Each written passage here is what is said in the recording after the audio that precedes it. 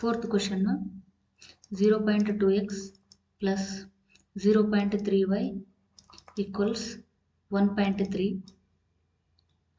0.4x plus 0.5y equals 2.3. So ಈ ಇಕ್ವೇಷನ್ಗೆ ನಾವೇನಾದರೂ 10 ಇಂದ ಮಲ್ಟಿಪ್ಲೈ ಮಾಡಿದ್ರೆ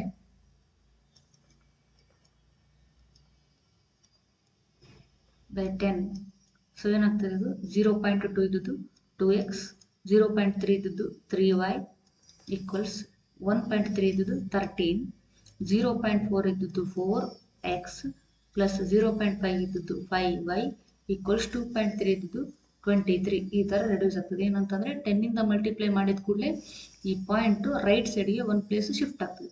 ಸೊ ನಾವು call it as equation 1 and call it as equation 2. From 1,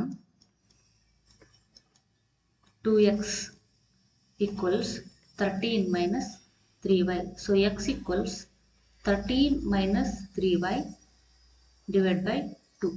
So ಇದನ್ನು ತಗೊಂಡೋಗಿ ಈಕ್ವೇಷನ್ 2 ನಲ್ಲಿ ಸಬ್ಸ್ಟಿಟ್ಯೂಟ್ ಮಾಡಿದ್ವಿ. ಸೊ 4 ಇಂಟು ಎಕ್ಸ್ ಪ್ಲೇಸಲ್ಲಿ ಏನಿದೆ 13 minus 3y divide by 2 plus 5y equals 23. So 2 1s are 2 2s are 13 into 2, 26 minus 3 2s are 6y plus 5y equals 23.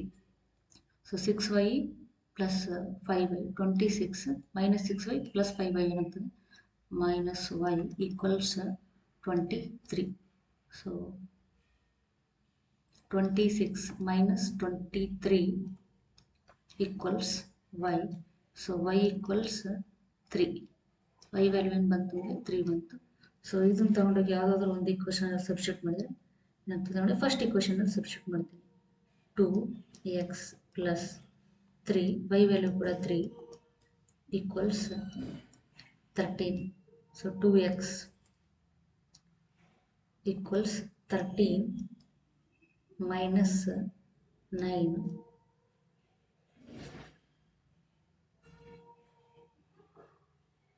So ಏನಾಯಿತು 4. So x equals 4 by 2, that is equals to 2, x value 2, y value 3.